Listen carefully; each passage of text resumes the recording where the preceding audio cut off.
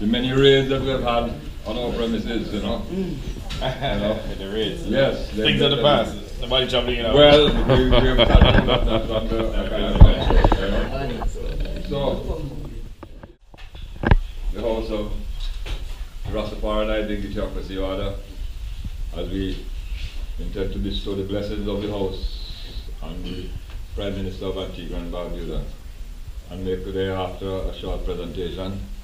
We're just inviting you to commune with I and I, as I and I open my officially eyelids and the iration of the Nyabingi Advocacy order. Aye. I do open out set for my hands unto the ever living eye. Aye, Selassie, Jah, Rastafari. Oh Lord, Ethiopia, I worship. The Irish shall be denied my heart, the burning paths of righteousness lead I. Help my life to forgive that I and I must be forgiven. Teach I and I love and loyalty on earth as it is in Mount Zion.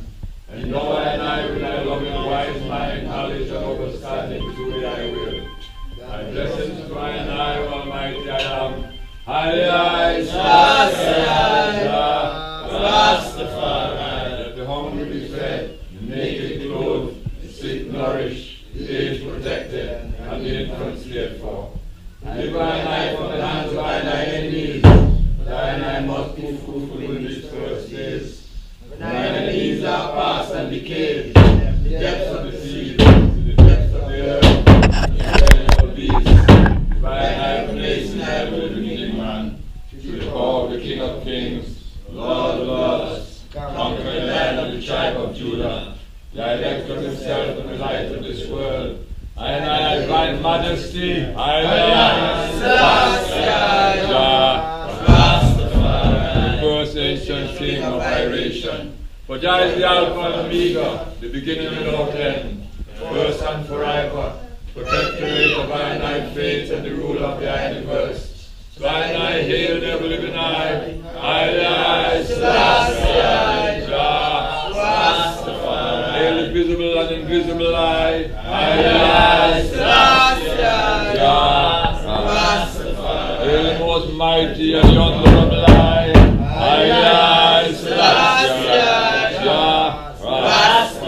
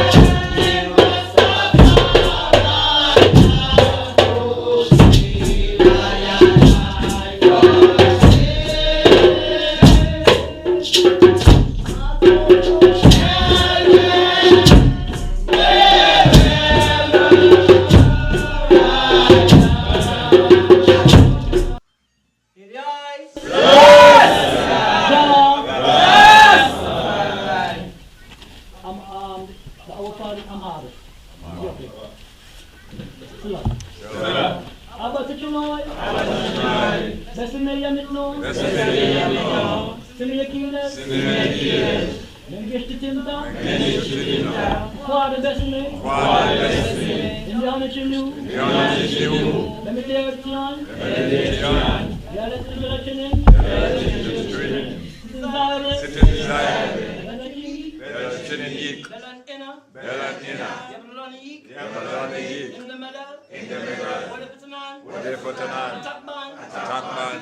Kikifu,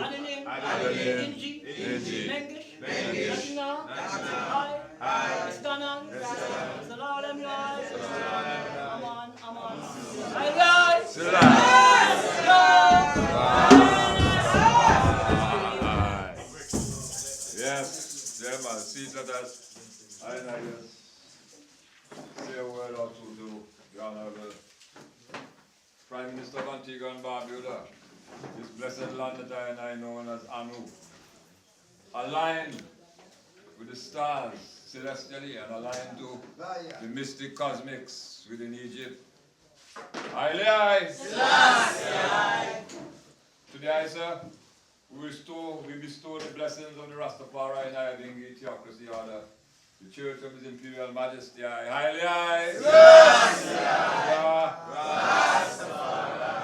us to express our thanks today, sir, for that sincere and heartfelt apology and the commitment to the Rastafari nation, and by extension to the oppressed and downtrodden peoples of this world. The idea expressed to I, etc., when I gave I this coming out of Ethiopia itself, that I man was the ambassador of Antigua and Barbuda, well realizing that I constituency goes beyond that and extends to the Rastafari community here in Antigua, in the region, and internationally. Just as you, sir, are the representative of St. John City West, but your constituency goes even beyond that, to the entire of Antigua and Barbuda, to the Caribbean, and indeed to the world.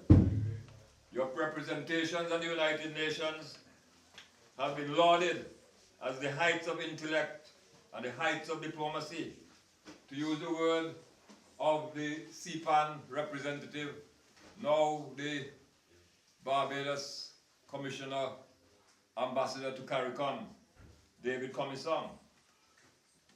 He says in his address, and he's referring to the Honorable Gaston Browne, in his address to the United Nations, PM Browne speaks truth to power with great courage and conviction, and sets out a crucial reform agenda for the United Nations and the entire world economy.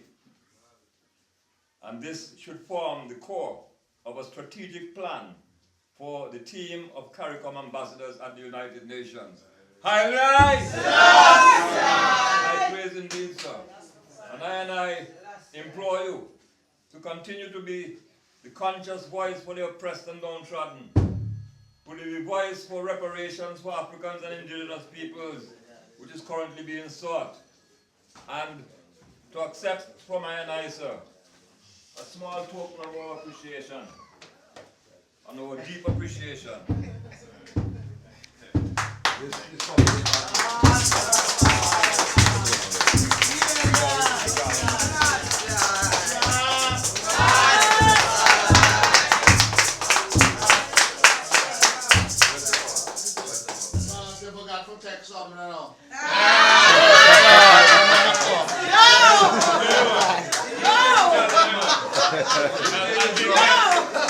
Let me explain. I drink ganja tea.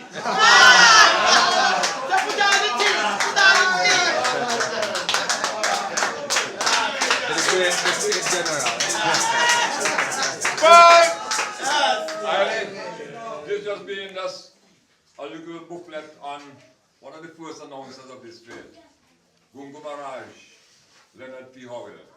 From where? He's from Jamaica, Oh. and he was the founder and establisher of the first great Rastafari community at Pinnacle, which was destroyed in 1954. And Rastafari from there, which was a very vibrant, viable economic community, was dispersed throughout Jamaica. And there is a foreword too by the publisher, who is Ras Miguel Hon, our noted counselor in Jamaica, who is also a publisher of these works. So, Very good. Well, King, brothers and sisters, it's certainly a pleasure to be here and to worship briefly with you today. And let me say that I'm here as a brother of Rastafari, as an admirer of Rastafari.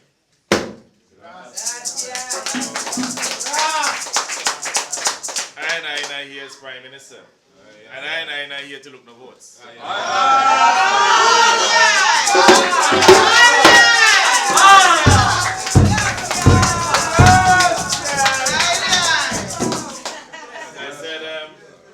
On numerous occasions, and I grew up around Rastafari. yes. In fact, I recall as a youth, under 10 years of age, in the 1970s, when the King and another Rastafari by the name of Lumba had an idol shop, on Lower Bishop Gate Street. Yes, that is so. At that time, I had the unfortunate situation at 9 years old, in which my mother, who was a single parent, became mentally ill and could not provide for her children. So I ended up on the streets, barefooted, hungry, as a youth, without any guidance. And I found myself down at the idol shop, running errands, looking for calabash, looking for high leaf, washing up to get a piece of jet bread. Now, it may appear very simple here, but a piece of jet bread at the time with a little peanut butter was a great meal for I. And if I didn't have that type of support, I may have had to resort to stealing. And luckily for me, even though I grew up in abject poverty, as the poorest among the poor, I did not have to resort to any form of wrongdoing, including stealing, because of that type of support. And the others in the community, ballheads as well, who helped. But I cannot forget, the contribution of Rastafari. He was a little scatter, little sauce. And I helped I to keep to provide I with a little sustenance. So, for me, there's a real connection. This is not no political play. This is just realness. This is reality. Yes, I Thanking Rastafari for the role that Rastafari would have played in my own development. I recall, sitting with Rastafari, only to be accosted by policemen at the time.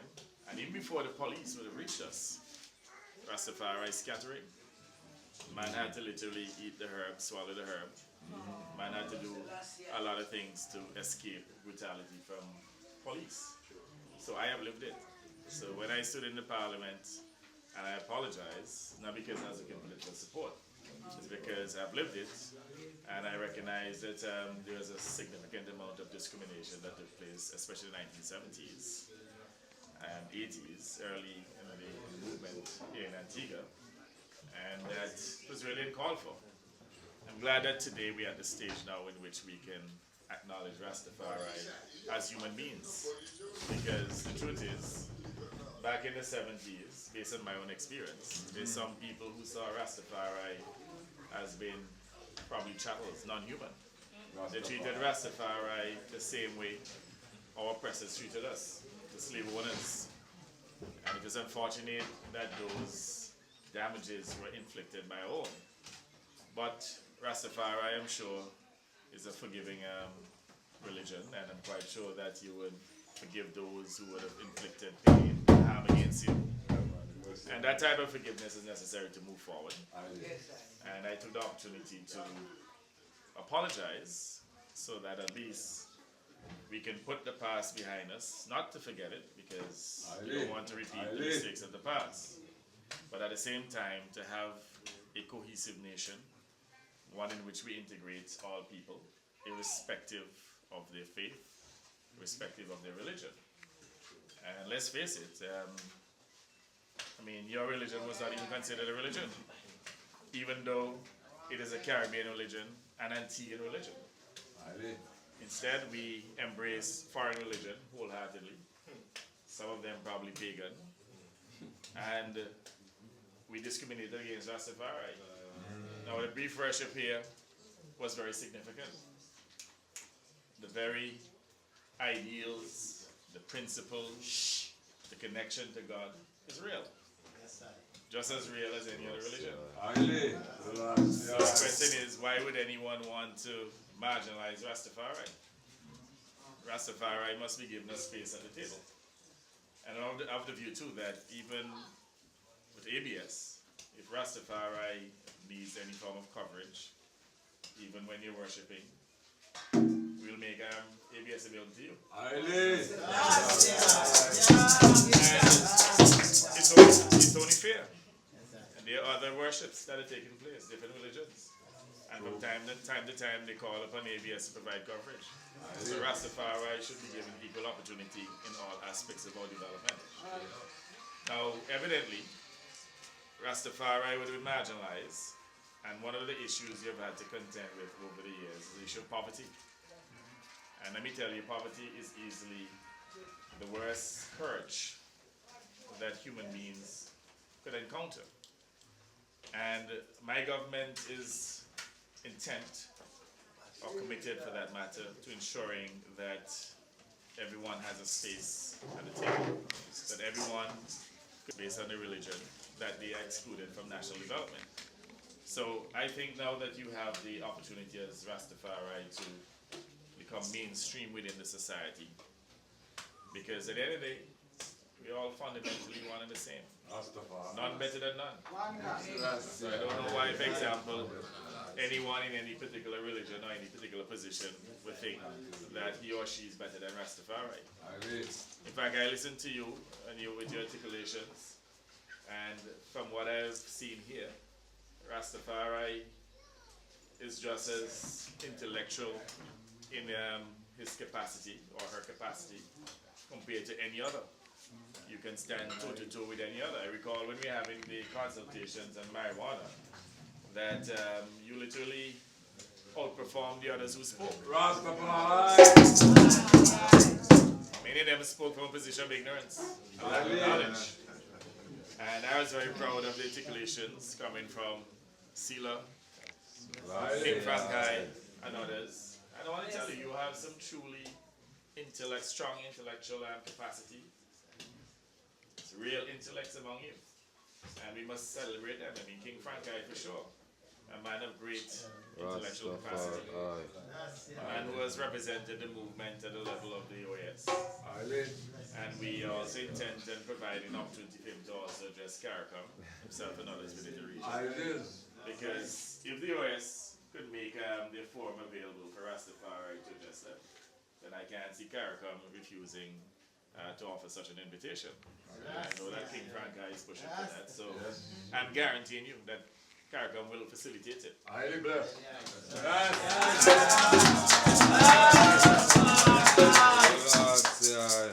And I think too, as you get the opportunity to spread the message so people can understand the nature of your religion, it will help to deal with all the misinformation in the public domain. And that is why I'm suggesting that you utilize ABS. Obviously, you'll have to give them notice and so on. But they must understand that you are worshipping a true and living God.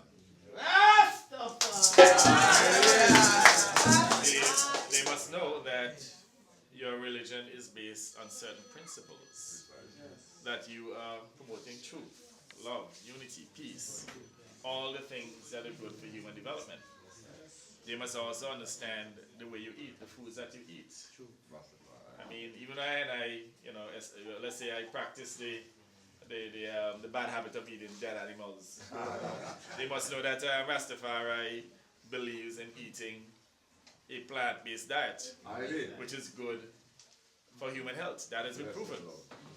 And if some of those practices can be adopted throughout the wider community, we'll be better off. We'll have less prevalence of NCDs. Now, the other issue I want to touch very briefly, and that is, I'm not seeking here to commercialize your religion, but at the same time, they say money answers all things. So you have to find some way of Where's that guy? monetizing will pick up the king. some of the things that you do. And, you know, any support that my government could give to you in that respect, you can count it in. You know, for example, we're creating a space for you within the marijuana industry.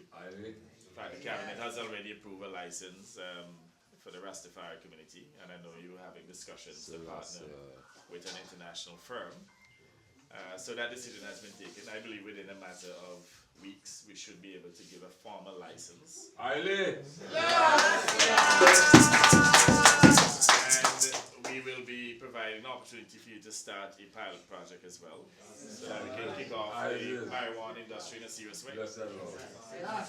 But it is interesting, you know, that a few decades after the 1970s brutality and so on, that today countries are looking at marijuana as a significant industry.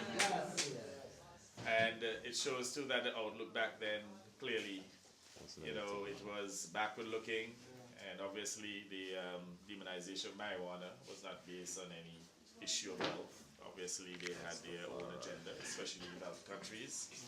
And our leaders, I mean, you can't blame them. Imagine, you know, sometimes policies thrusted upon us as small island states. Not that I believe that previous leaders had any significant or any determined interest to marginalize Rastafari and to criminalize you for the use of cannabis. But that was the prevailing sentiment globally, driven by those foreign powers. It's good that, you know, several decades later, that we are now in a different space.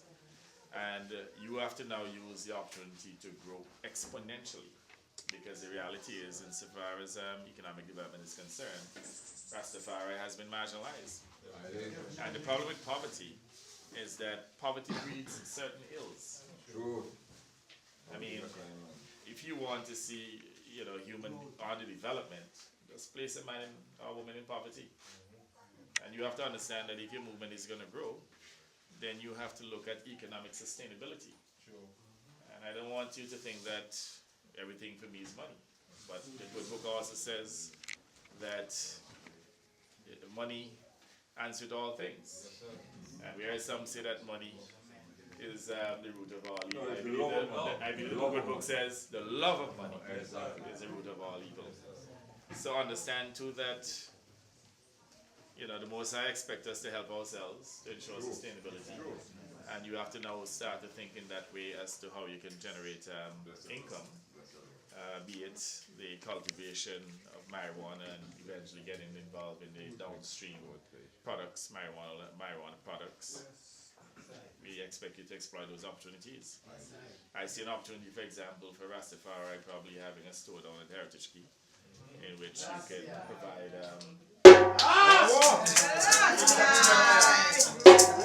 provide marijuana products. Now, we have to understand too that Rastafari has a very strong culture. And I'm of the view that the culture is exportable. Rastafari. And by exporting it, you're also monetizing it. And even your whole facility here at Ras Freeman, when you would have developed it, there's nothing wrong for you to encourage tourists to come here to worship for free. The church, they do it. So why Rastafari can't do it? Of course. You're promoting very strong principles. And I have the view too, that Rastafari is perhaps more closely associated and committed to spirituality and to the earth than many other religions. I even said to my cabinet colleagues recently, and I know I have to be careful because I don't want anybody to think that I'm on some kind of special Rastafari mission. But you have to understand that when you look at the level of underdevelopment over the decades, the marginalization and the discrimination, I think that as a government, we have to help to lift you out of poverty. We have to provide opportunities to you. So, I mean, no other religious group or any other interest should get jealous and think that, you know, the Prime Minister and his cabinet, that they're given any special and differential treatment to Rastafari. All we're trying to do now is to correct the wrongs of the past and to provide you equal opportunity so that you can thrive just like any other Antiguan and Barbuda. And if we have second-class citizens, then clearly we will not be able to satisfy our full potential. Why should we have some of our best brains within the Rastafari community and leave you behind? We have to make sure that you are properly integrated into the society so that you can make your contribution to national development. But going back to the whole issue of your culture, I mean, I'm hoping that as you try to capitalize on this marijuana space to let's say, raise revenues, that you provide a space for people to enjoy your culture. Yes, sir. If, for example, you're having a store at Heritage Key, it should not only be about the use of marijuana. It should be about also eating your foods, which are healthier than the average food that they will find in other restaurants throughout the country.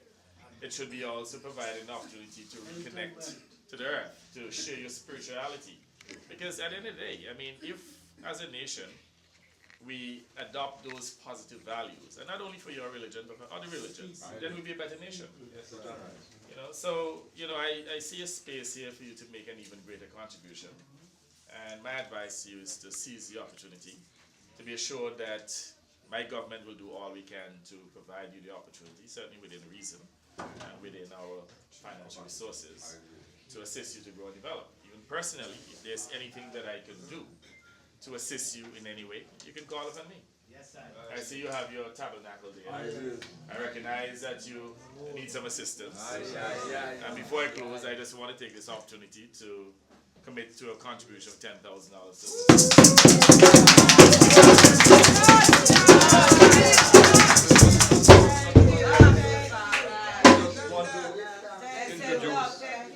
the other aspect of our history and the great work that these sisters have been doing in the Rastafari Nyabingi Theocracy School, sir, which is another area, of course, where we would expect to get some amount of infrastructural assistance and assistance through the Well, you may know that we have started. It is already started, yes. But just not to forget that this is another aspect of it. We are very extremely proud of the work that these sisters have been doing. Absolutely. I said to Sister Kai and the others that we're totally committed. I'm not too sure how fast the project is going. If it is slow, let me know, and I'll certainly push it to make sure it is completed within a reasonable time. We have done works before, and I know that we're now doing a new classroom facility for you, and we'll ensure that it's completed on a timely basis. And again, it's not no special situation. The reality is, I can't overemphasize that you have been left behind. We have to bring you up to the committee and provide opportunities to you. So again, 10,000 is not a simple gesture, it's a commitment, an ongoing commitment. And we recognize that we have runs on the board. We've been doing things all along for years now.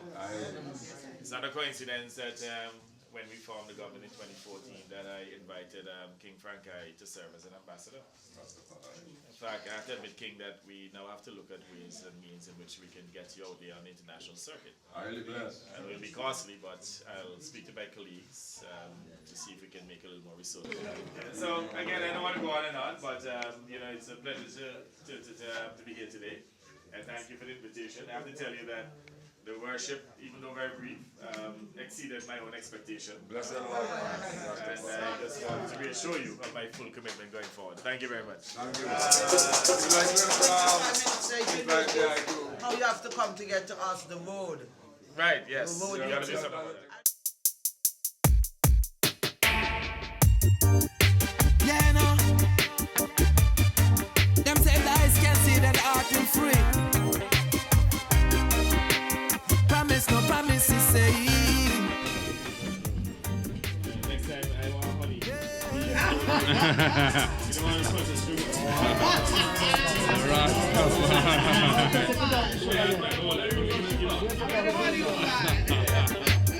Where do I rest my weary head now?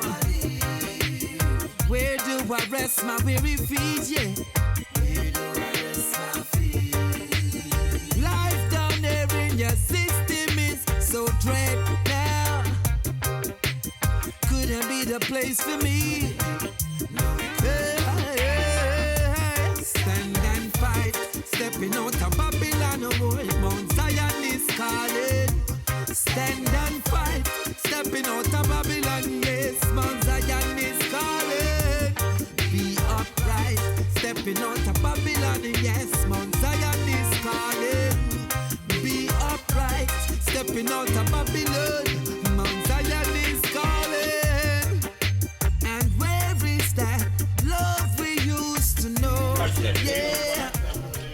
love and life. Promise no promises, me there. Ras Freeman, as you can see, doing a tour with the Prime Minister of Antigua and Barbuda. Coyote, Grease Sealer and everybody else, you know. Coyote. Blessing.